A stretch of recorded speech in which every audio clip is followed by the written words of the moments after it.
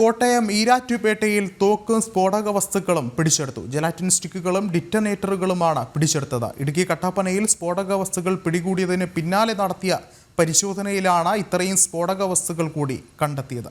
കട്ടപ്പന കേസിലെ പ്രതി ഷിബിലി നടക്കൽ ഭാഗത്ത് വാടകയ്ക്കെടുത്ത കെട്ടിടത്തിൽ സൂക്ഷിച്ച സ്ഫോടക വസ്തുക്കളാണ് ഇവ.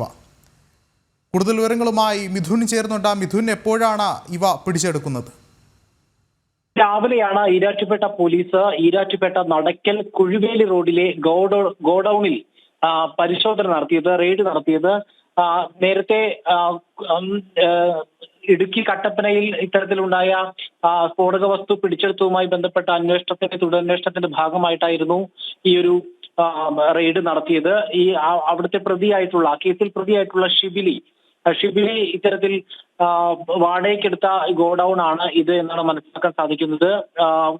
ഈരാറ്റുപേട്ട നടക്കൽ സ്വദേശിയായിട്ടുള്ള കണ്ടത്തിൽ കൊച്ചു മുഹമ്മദിന്റെ മകനാണ് ഷിബിലി. ഇയാൾ അവിടെ ഗോഡൌണിൽ ഈ കെട്ടിടം വാടകയ്ക്കെടുത്ത് അവിടെ ഇത്തരത്തിൽ സ്ഫോടക വസ്തുക്കൾ സൂക്ഷിക്കുകയായിരുന്നു എന്നുള്ളതാണ്. വലിയൊരു സ്ഫോടക ശേഖരം തന്നെയാണ് പിടിച്ചെടുത്തിട്ടുള്ളത്. ജലാറ്റിൻ സ്റ്റിക്കുകൾ, അതുപോലെ തന്നെ നോൺ ഇലക്ട്രിക് ഡിറ്റനേറ്ററുകൾ, ഒപ്പം തന്നെ ഒരു എയർ പിസ്റ്റൾ കൂടി പിടിച്ചെടുത്തിട്ടുണ്ട്. നേരത്തെ ഇത് സംബന്ധിച്ച് പ്രാഥമികമായി അന്വേഷണം നടത്തിയപ്പോൾ വിവിധ ജില്ലകളിലേക്ക് പാറമടകളിൽ ഉപയോഗിക്കുന്നതിന് വേണ്ടിയിട്ടുള്ള നിയമവിരുദ്ധമായി സ്ഫോടക വസ്തുക്കൾ വിതരണം ചെയ്യുന്ന ഒരു സംഘത്തിന്റെ കണ്ണിയാണ് ഇയാൾ എന്നാണ് മനസ്സിലാക്കാൻ സാധിച്ചിരുന്നത്. ഇപ്പോൾ ഏതായാലും വലിയൊരു സ്ഫോടക വസ്തു ശേഖരം തന്നെയാണ് കണ്ടെത്തിയിട്ടുള്ളത്. എയർ പിസ്റ്റൾ അടക്കം എന്തുകൊണ്ട് ഇവിടെ എത്തി എന്നുള്ളത് സംബന്ധിച്ച് വിശദമായിട്ടുള്ള അന്വേഷണം ആവശ്യമുണ്ട്.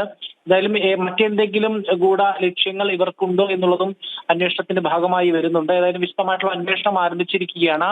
പിടിച്ചെടുത്തിട്ടുള്ള സ്ഫോടക വസ്തുക്കൾ സീലേക്കും മറ്റു നടപടികൾക്കും വിധേയമാക്കുകയാണ് പോലീസ്. ശരി, മിഥുൻ അയ്യപ്പനാണ് വിശദമായ റിപ്പോർട്ടുകൾ നൽകിയത്.